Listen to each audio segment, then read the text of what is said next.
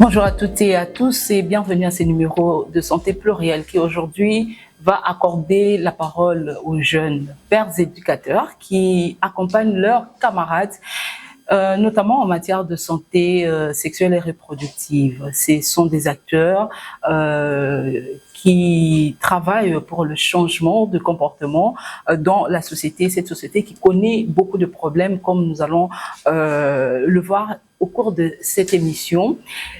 Et je demanderai aux jeunes qui nous suivent à présent de rester branchés et d'être informés sur ce qui sera dit, car un jeune informé, c'est un jeune protégé. Alors j'ai à ma gauche Blaise Sankaka, c'est ça? Oui, Sansaka. Sansaka, sorry. Excuse-moi. Blaise Sankaka et Oracle Itoko. Et puis, à ma droite, Laurent. Et puis, Emmanuela, bonjour. Bonjour. Merci de nous accompagner aujourd'hui sur ce plateau des santé plurielles. C'est un plaisir pour moi d'être encadré des jeunes. Je me sens à nouveau jeune. Alors, on va parler du travail que vous faites. Vous êtes des pères éducateurs. Et donc, comme je l'ai dit dans l'introduction de l'émission, vous accompagnez des jeunes. Hein? C'est ça votre travail. Oracle. Alors, dites-moi, chacun va prendre la parole comme il le pense. Qu'est-ce que vous a motivé à cet engagement? Hein? Qu'est-ce qui a motivé cet engagement à accompagner des camarades, des amis en matière de cette question ou de ces questions souvent difficiles à aborder, tabous dans notre société, mais d'où est venu cet engagement-là? Je vais commencer peut-être par Oracle, qui est tout juste à côté de moi. Alors, la question de la motivation, c'est d'abord histoire de voir autour de soi ce qui se passe. C'est vraiment de là qu'est née cette motivation de devenir père éducateur et d'accompagner nos collègues, nos pères. C'est vraiment ces soucis-là d'améliorer les choses en se rendant compte que l'information sur le sujet SCCR sont vraiment tabous. Et quand c'est tabou, c'est-à-dire dans nos familles, on n'en parle pas, ce qui fait que les jeunes et les adolescents sont exposés à n'importe quelle information. Et ça, c'est un danger que le jeune court, en tout cas, un danger permanent. C'est de là que venait cette motivation-là. Nous qui avons eu cette chance-là d'être formés en tant que père éducateur, nous nous sommes dit avoir cet engagement et cette motivation d'accompagner nos amis qui n'ont pas eu cette chance-là, qui continuent encore de rester dans les tabous et qui bénéficient encore de fausses informations, les aider pour également avoir la bonne information et faire le bon choix tout au long de leur vie en matière de la SCCR. Alors, on va parler de bons choix en matière de la SCCR. Quel contenu Blaise, comment est-ce qu'on peut définir la SSR ou santé sexuelle et reproductive pour un adolescent ou pour un jeune? Ok, merci beaucoup pour définir ou soit expliquer la santé sexuelle et reproductive chez un jeune ou un adolescent. Et c'est l'effet d'éduquer les adolescents et jeunes à avoir accès à des bonnes informations pour une sexualité saine, responsable et épanouie. Et aussi leur permettre d'avoir leur autonomisation afin d'éviter tout ce qui est lié à des mauvaises informations pouvant leur conduire à des actes irresponsables qui peuvent avoir des conséquences néfastes, non seulement sur leur corps, mais aussi sur leurs avenirs. Ok, alors les jeunes ont beaucoup de problèmes, hein, nous le voyons dans notre société. Vous avez été formé vous-même déjà, notamment par le ministère de la Santé, à travers le programme spécialisé en matière de santé sexuelle et reproductive des adolescents et jeunes, le PNSA. Alors, les problèmes que vous gérez souvent avec des jeunes, c'est lesquels? Et en fait, la majorité des jeunes, surtout les jeunes, les adolescents, les jeunes qui viennent de commencer leur puberté, ils rencontrent des problèmes. D'abord, un grand problème, les problèmes majeurs, c'est la manque de la bonne information. La majorité des jeunes ne savent même pas c'est quoi, comment se protéger par exemple. Comment se protéger pour éviter par exemple une infection sexuellement transmissible. Les infections plutôt sexuellement transmissibles qui ont des conséquences néfastes, surtout chez la jeune fille. La jeune fille qui ne sait pas comment se protéger pour éviter une relation sexuelle, par exemple, non protégée, il peut contracter une infection sexuellement transmissible, il peut contracter une grossesse non désirée, une grossesse qui n'a pas été prévue. Alors, la grossesse non désirée chez une adolescente ou soit chez une fille a plusieurs conséquences. Elle peut se solder soit par un avortement clandestin, qui a des conséquences, des hémorragies, des infections, voire des infertilités. Et aussi, ça peut aboutir à une mortalité maternelle. Donc, les problèmes phares liés à la santé sexuelle et reproductive chez les jeunes, d'abord, c'est une manque d'information. Quand on n'a pas une bonne information, on peut se lancer dans des actes irresponsables pouvant nous conduire à des grossesses non désirées, Oui. des infections. Mais quand tu parles de manque d'information, tu dis manque d'information. C'est pas toi seul qui réponds, hein, voilà, Emmanuel, Laurent aussi. On a l'impression que parce que tu parles par exemple des infections sexuellement transmissibles, des grossesses précoces, des grossesses non désirées, on a l'impression que fatalement un adolescent, un jeune a forcément des relations sexuelles qui aboutissent ou qui peuvent aboutir justement à ces infections. Est-ce que c'est une fatalité? Lorsqu'on est adolescent, on a forcément des relations qui peuvent amener à ça? En grande partie, les jeunes rencontrent ces problèmes-là, mais dans les formations que nous avons suivies, nous recommandons souvent aux jeunes d'observer aussi de l'abstinence. Donc, il y a des jeunes qui sont sexuellement actifs, ils constituent la grande part. Malheureusement, même à la maison, ils ne peuvent pas dialoguer avec les parents, ils sont exposés à eux-mêmes ou d'autres copains leur prodiguent des conseils qui se soldent aussi toujours par des calamités. C'est pas des bonnes informations. Non, ce ne sont pas des bonnes informations. Alors, on va parler un peu des aspects plus pratiques. Vous faites la péréducation. Oui. Bon, généralement, vous faites quoi concrètement? Vous allez où, vers quel jeune, vous parlez avec qui et tout ça? Nous allons souvent dans les quartiers défavorisés, dans les écoles. Donc, nous nous basons plus sur la communication et à travers la sensibilisation, et nous les orientons aussi vers les services adéquats. Vous allez dans la communauté, Oui, vous allez dans les écoles. Et lorsque vous parlez avec des jeunes, vous pensez qu'ils s'ouvrent plus facilement à vous qu'aux adultes, enfin, vous êtes adultes, mais aux parents ou des personnes d'autres générations? Oui, ils s'ouvrent plus facilement à leur père et ils peuvent trouver aussi des solutions auprès de nous plutôt qu'auprès de parents, parce que souvent à la maison, on n'en parle pas et ils ont peur. Quand ils rencontrent des problèmes, ils préfèrent se confier soit à un copain ou à un jeune de confiance à qui peut lui fournir les informations qu'il faut. Ils n'en parlent pas. Pourquoi est-ce qu'on a du mal tellement, on a tellement de mal à aborder ces questions avec les parents? Bon, Toi, en tant que jeune, moi, je vais te demander, par exemple, toi, est-ce que toi-même, tu fais la péréducation aujourd'hui? Est-ce que tu conseilles aux jeunes de dialoguer quand même avec leurs parents, ou bien tu penses que c'est mieux de parler avec vous en tant que père éducateur? Toi-même, tu faisais comment quand tu as commencé ta puberté? Est-ce que tu as rencontré des problèmes qui ont fait que, excuse-moi si tu penses que c'est trop intime. Non, c'est pas oui, intime. mais je pense qu'on peut partir peut-être de vos expériences. Certainement, vous avez eu déjà, à l'âge de puberté, vous avez trouvé peut-être un obstacle pour parler de certaines questions et vous avez vu que, effectivement, en tant que jeune ou en tant qu'adolescente, moi-même, j'ai eu des problèmes et je vais aider les autres pour avoir, par exemple, des réponses aux questions qu'elles n'ont pas eues ou qu'ils n'ont pas eues déjà au niveau de la famille. Oui. À vrai dire, personnellement, c'était difficile d'aborder ces questions-là avec les parents parce que souvent les parents, ils montrent que le côté restriction, le côté où tu cours plus de danger d'aborder ces questions-là.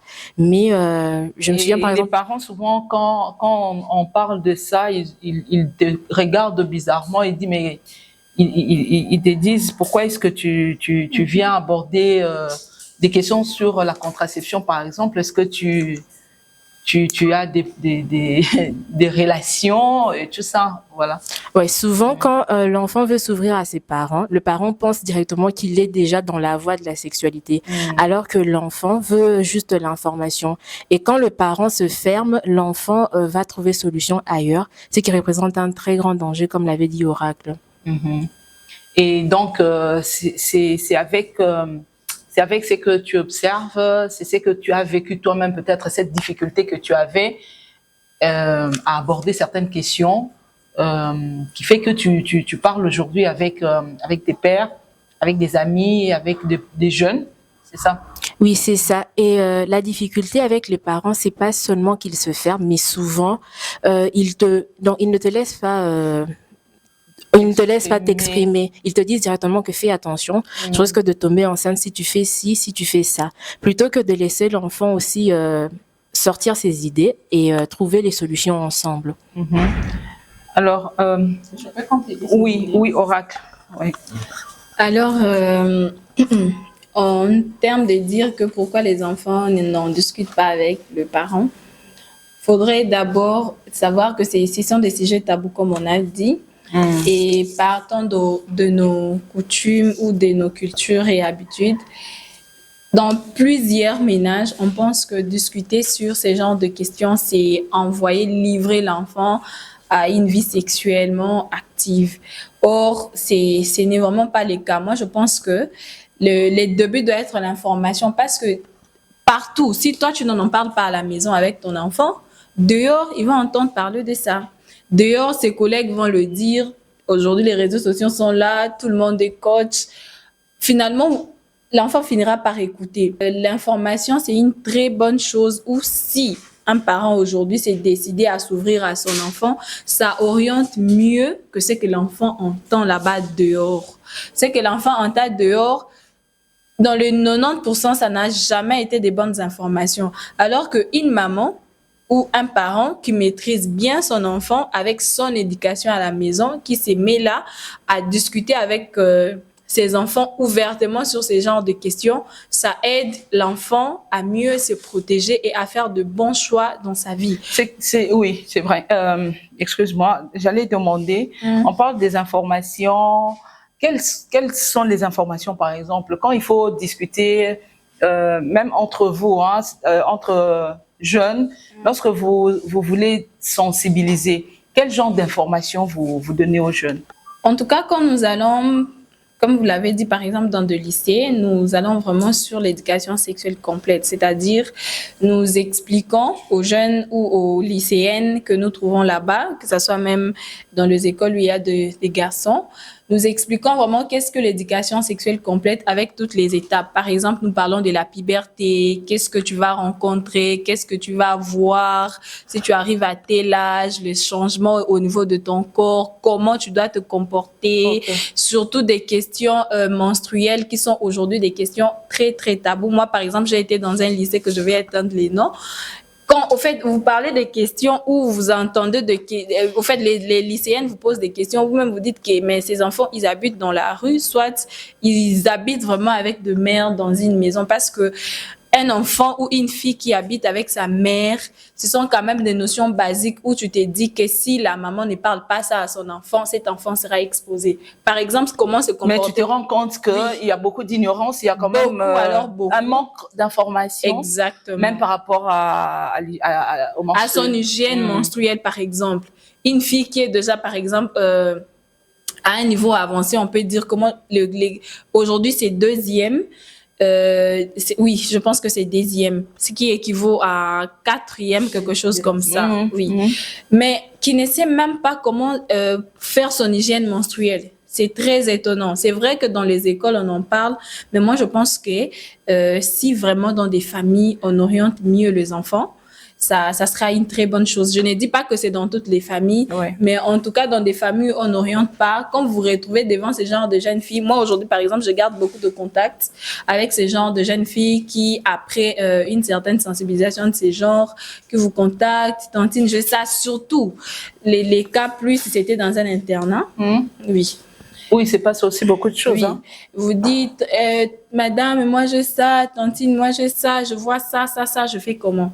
Vous vous rendez compte que l'enfant ne connaît pas, mais c'est une grande fille qui va déjà finir ses écoles Et humanitaires. vous rencontrez différentes catégories des jeunes qui ne sont pas sexuellement actifs et des jeunes qui sont déjà sexuellement actifs. Et donc, l'information est différente selon les catégories. Très différente. Quand je vais chez au fait, un certain nombre de jeunes ou des adolescents qui ne sont pas sexuellement actifs, nous prenons toujours l'abstinence. C'est la meilleure et la bonne chose. Mais quand je me retrouve chez un jeune qui, par exemple, aux universités, on suppose que nous avons déjà des jeunes sexuellement actifs.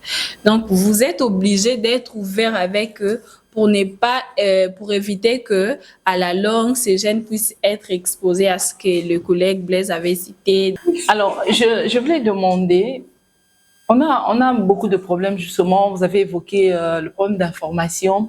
On a par exemple beaucoup de cas des jeunes qui ont déjà des enfants, des jeunes qui ont des grossesses qui n'ont pas souhaité, qui n'ont pas désiré.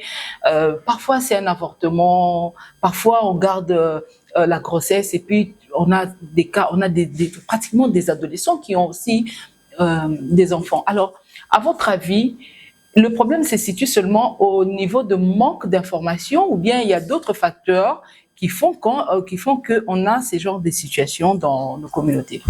Oui, merci bien pour cette question. Moi, je pense que, comme vous l'aviez si bien dit, les grands problèmes au niveau de la jeunesse actuellement, c'est cette manque d'information. Pourquoi j'ai dit ça?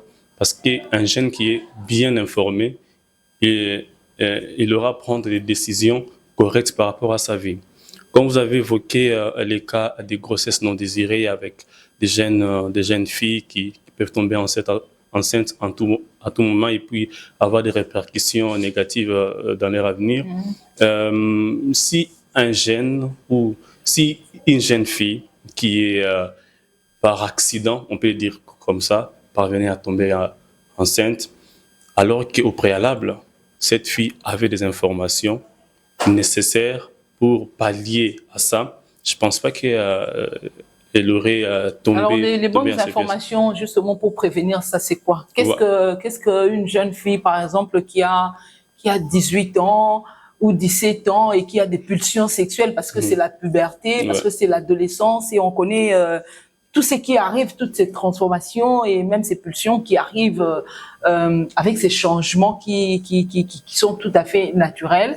Alors, comment elle doit se comporter? Comment est-ce qu'il faut gérer justement ces pulsions qui nous arrivent et qui sont naturelles en fait? Tout à fait.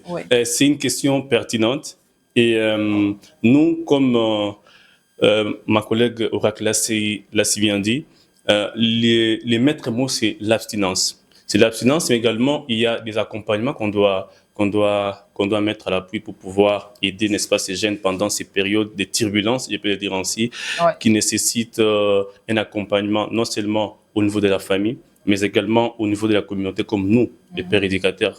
Et aussi, il y a des centres spécialisés des jeunes qui sont là pour, n'est-ce pas, les accompagner pendant ces moments, pour ne pas prendre des décisions qui partent à l'encontre de leur développement.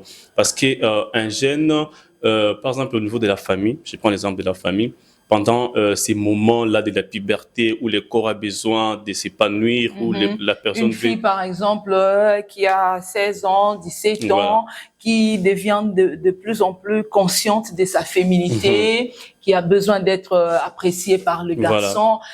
C'est naturel, n'est-ce pas? C'est pas diabolique. Hein? C'est pas diabolique, ce sont les organes qui réagissent. Qui réagissent. Un accompagnement efficace pendant ces moments. L'accompagnement de l'adolescent. Hein? L'accompagnement de l'adolescent, non seulement au niveau de la communauté, mais également dans la famille. Parce qu'un accompagnement des près, par exemple avec la maman qui accompagne sa fille pendant ces moments-là, c'est très important parce que si la fille parvenait à avoir d'autres informations à l'extérieur, comme par exemple pendant ces moments, elle s'est dit, bon, comme j'ai grandi déjà, j'ai des impulsions, je peux essayer de faire ça, de faire ça. Et s'il y a une personne à côté de lui qui a des informations fausses, bon, attends, parce que tu as des impulsions, il faut que tu fasses ça. Vous voyez qu'il y aura... Parce qu'il y a effectivement beaucoup d'informations fausses, il faut le dire, qui circulent du genre, si tu attends, pendant ces pulsions-là, il faut y aller, parce que si tu attends, tu risques d'avoir des problèmes. Voilà. Attendez, Ça arrive qu'on dit non, pendant ces moments, si tu n'as pas un rapport sexuel, tu risques d'avoir un cancer, par exemple. Vous voyez? Donc, il y a beaucoup de mythes autour de ça, raison pour laquelle l'information reste les mots-clés et l'accompagnement efficace à nos jeunes filles, mais également les jeunes garçons, pendant ces moments de Je vois Blaise qui puberté. demande le micro. Bon, tu peux compléter, mais moi, je voulais avoir aussi votre opinion pour savoir à quel âge, selon vous, pères éducateurs que vous êtes, quel est l'âge approprié pour commencer, par exemple, à avoir une vie sexuelle active? Je ne sais pas si Blaise garde le micro ou bien il passe à l'autre. Avant de répondre à cette question, je voulais rajouter quelque chose. Vous avez demandé les grands problèmes des jeunes. Qu'est-ce qui entraîne vraiment, qu'est-ce qui fait en sorte que la majorité des jeunes filles ou des adolescentes arrivent à tomber enceintes et autres. Hormis l'information, il y a un autre grand problème, l'accès au service qui est très limité. La majorité des jeunes, ils peuvent avoir l'information. La jeune fille ou les jeunes garçons, ils sont sexuellement actifs. Il peut avoir une information, non, par exemple, je donne l'exemple pour éviter une infection sexuellement transmissible, hormis l'abstinence, je peux me protéger en utilisant, par exemple, un préservatif. Il y a aussi, il peut y avoir... Qui doit avoir où?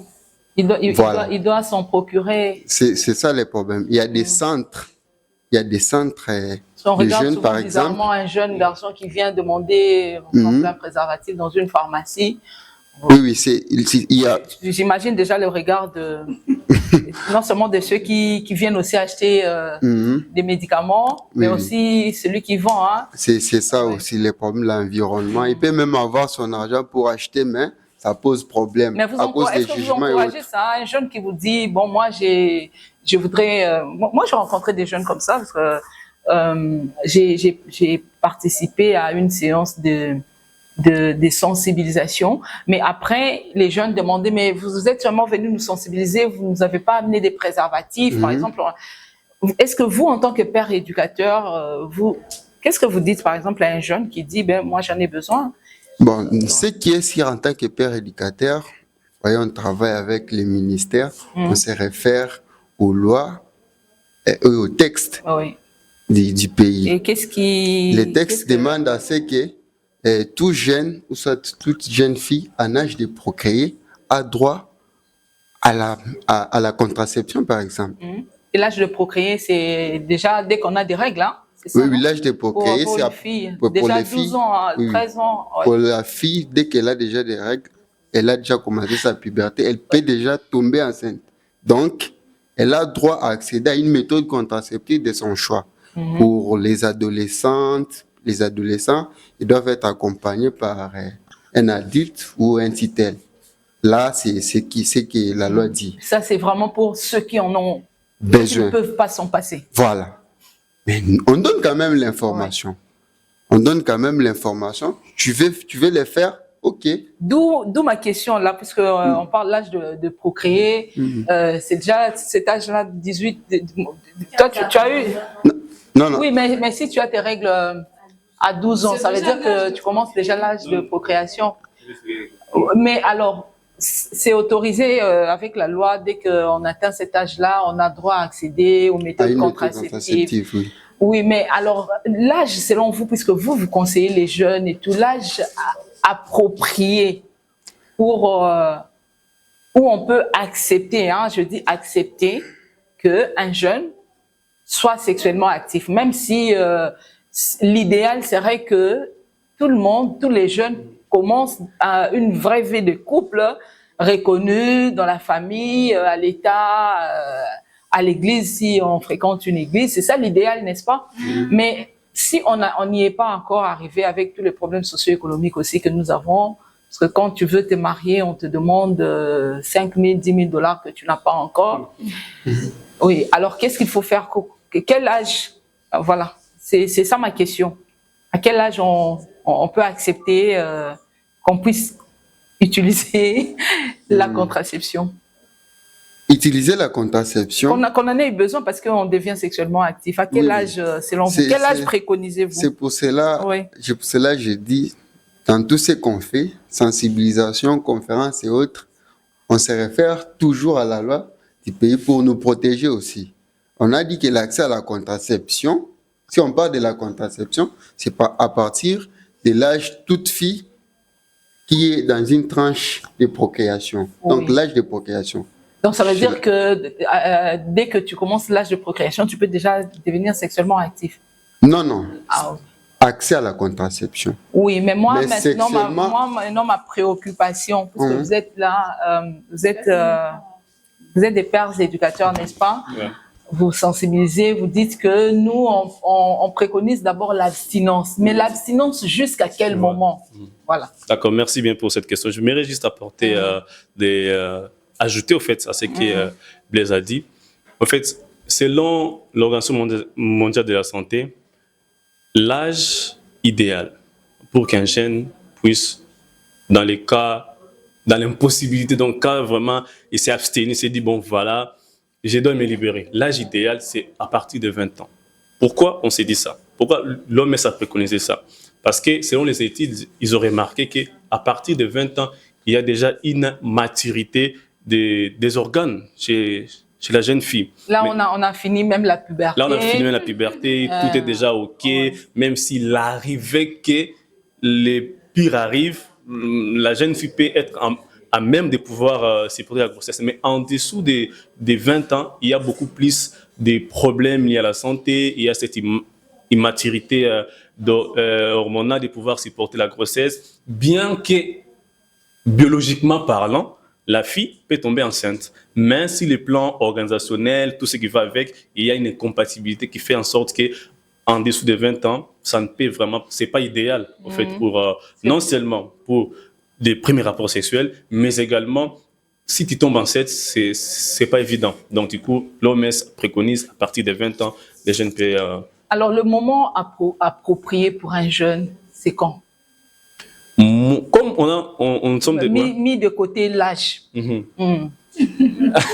Cette question, c'est pas évident. Est-ce que ça dépend d'un jeune à un autre ou bien est-ce que les facteurs socio-économiques, ça importe aussi, non? Oui, parce que on peut dire, bon, j'ai 20 ans aujourd'hui, j'ai l'âge, je peux tomber enceinte. Bien évidemment. Donc, comme moi je l'ai dit toujours, qu'il faut réunir tous les paramètres nécessaires pour pouvoir enclencher les processus. Donc, il y a non seulement être bien préparé psychologiquement, moralement, financièrement, donc sur tous les plans en fait, avant de pouvoir aborder une vie, si je peux dire, sexuelle. Parce une vie sexuelle responsable. Responsable, voilà, responsable et complète. Donc, ce n'est pas seulement quand on a l'argent, parce qu'on peut avoir l'argent à 18 ans, cela ne donne pas l'opportunité pour toi de pouvoir découvrir déjà le sexe à 18 ans, parce qu'il y a beaucoup plus de paramètres qui entrent en jeu. Donc moi, je me dis qu'il n'y a pas seulement l'aspect socio-économique qui entre en jeu, mais également l'aspect organique, parce que les organes aussi doivent avoir une certaine maturité pour pouvoir supporter toutes les conséquences qui peuvent en découler après une vie active sexuellement. Ok. Alors, on est en train de terminer cet entretien. Hein. Les problèmes des jeunes, il y en a beaucoup. On va certainement pas épuiser la matière, mais on est en pleine campagne de 16 jours d'activisme contre les violences basées sur le genre. Et les jeunes filles sont d'ailleurs souvent les cibles de violence et on parle de violence numérique. Est-ce que les jeunes aussi, ils utilisent les réseaux sociaux, ils utilisent l'Internet, ils sont sur le net. Alors, comment est-ce que on peut se protéger sur le net où on a parfois des attaques ou bien où on cherche des informations Parce que les jeunes vont aussi sur les réseaux sociaux pour chercher des informations. Quel conseil par rapport à l'utilisation, la bonne utilisation de l'Internet, des réseaux sociaux que vous donnez, je pense que vous le faites, aux jeunes que vous côtoyez dans le cadre de de la péréducation? Oui, bien évidemment, dans ces cadres-là, il y a des difficultés parce que on ne peut pas contrôler un jeune qui manipule son téléphone chez lui à la maison. Mais nous avons des sensibilisations que nous menons souvent en ligne pour pouvoir accompagner cette jeunesse qui est beaucoup plus connectée. On a des campagnes en ligne qui s'est fait dans l'optique de pouvoir contrecarrer, n'est-ce pas, les fausses informations qui circulent en ligne. Parce qu'aujourd'hui, il suffit juste de te connecter sur TikTok. Vous allez voir, il y a beaucoup de personnes qui parlent de sexe, autour et à travers. Malheureusement, ce ne sont pas des bonnes informations. C'est vraiment des informations voilà, ramassées comme ça. Ouais, qui fusent comme ça. Voilà. Alors, non contrôlées. Non contrôlées, oui, bien évidemment. Alors, nous sommes là pour contrecarrer ce genre d'informations. En tout cas, je pense qu'à notre niveau, les meilleurs à faire, c'est ça, en fait. Quand il y a une information fausse, nous, on vient avec la bonne information pour amener l'éclairage à la jeunesse. Voilà, donc je pense que c'est ça. Alors, on a parlé des obstacles, hein, notamment l'information, tabou dans la famille. Il y a Blaise qui a parlé de problèmes parfois d'accès au service. Alors, qu'est-ce que vous préconisez? Parce que on va terminer cet entretien, le temps nous manque. Qu'est-ce que vous préconisez pour que les jeunes puissent bien vivre leur santé sexuelle et reproductive, comme Blaise l'a défini d'ailleurs au début de l'émission? Qu'est-ce qu'il faut faire? Vous travaillez avec...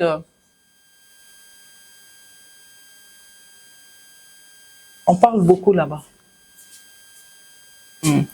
Qu'est-ce que vous préconisez pour que les jeunes puissent, et vos pères, puissent vraiment accéder ou jouir en fait d'une bonne santé sexuelle et reproductive, prévenir des problèmes, des infections sexuellement transmissibles, des grossesses telles que vous l'avez.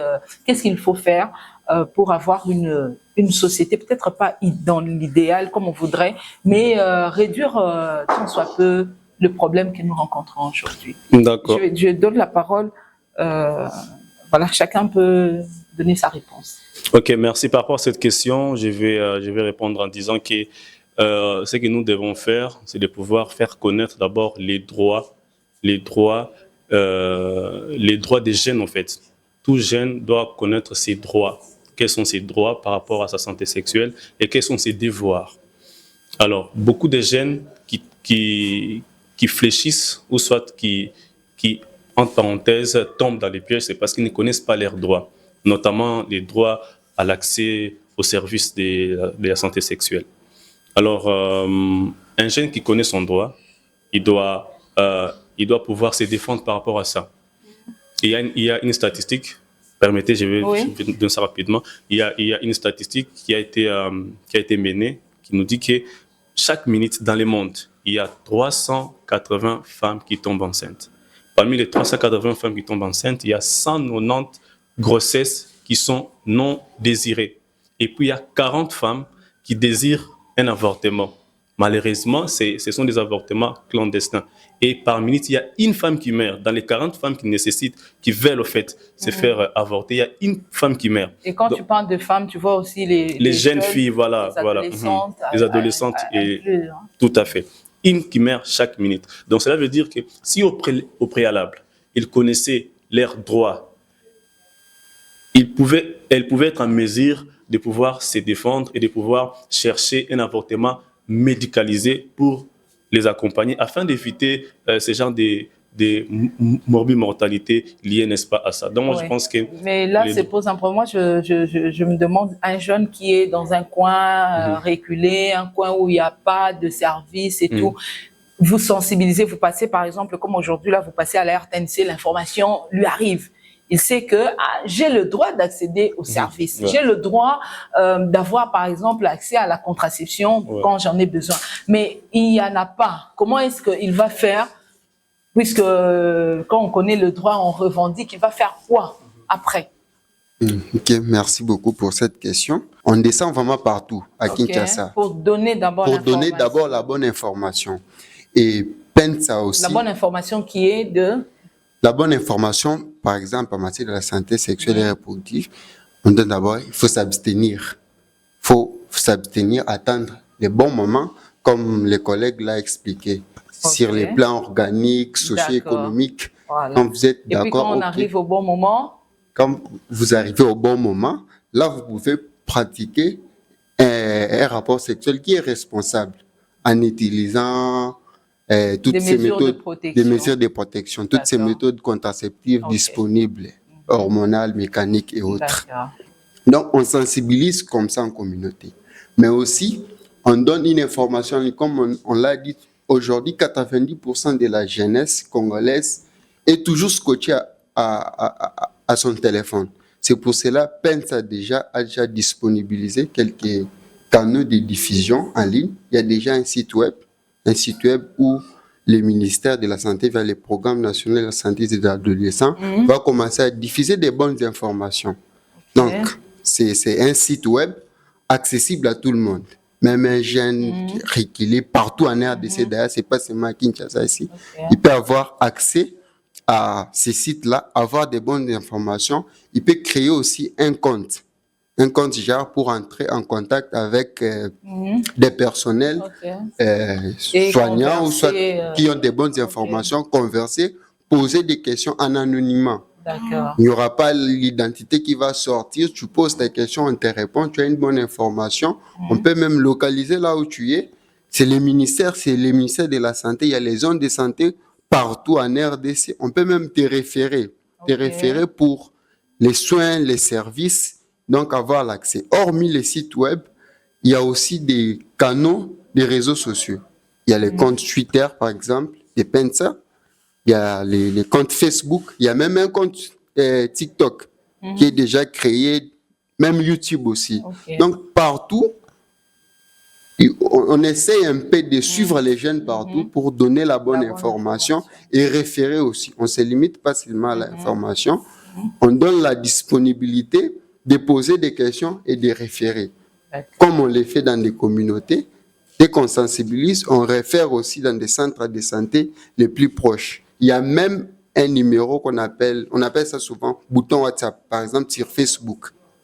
Vous pouvez cliquer, dès qu'on publie, on réserve un bouton WhatsApp, vous pouvez cliquer directement. Qui vous amène directement. Voilà, vous êtes connecté au compte privé du secrétariat, par exemple, du programme. Vous pouvez directement communiquer avec le ministère de la Santé. Vous posez vos problèmes, on vous répond et vous êtes servi sans problème.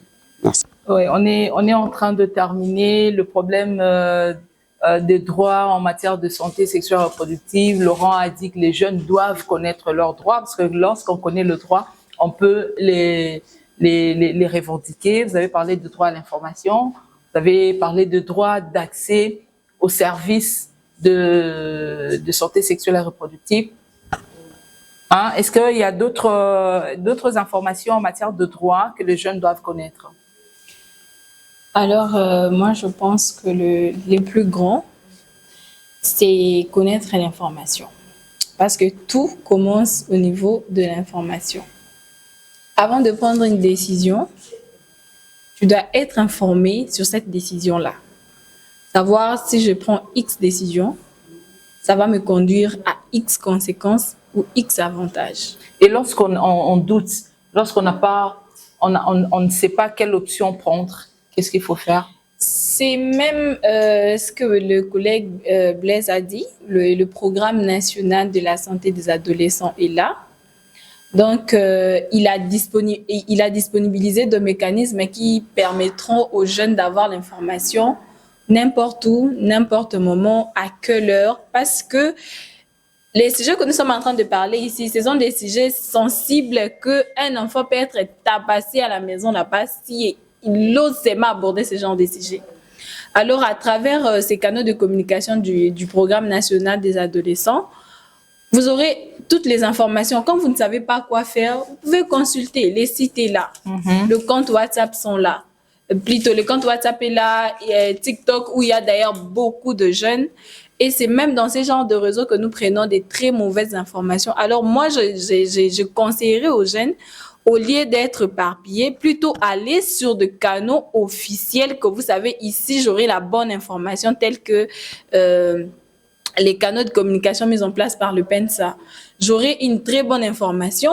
Vous allez trouver des dépliants qui ont été conçus en faveur des adolescents et jeunes avec des informations très fiables et qui te permettent de connaître les vraies informations et de prendre une très bonne décision. Et si vous ne savez pas arriver, vous pouvez toujours appeler le numéro qui s'affiche là, au bas de vos écrans. On va pouvoir vous aider, hein, on va vous orienter vers le programme et peut-être même vers des centres qui peuvent prendre en charge vos problèmes. En tout cas, merci. Hein, merci Oracle, merci Emmanuela, merci Laurent. Merci, voilà.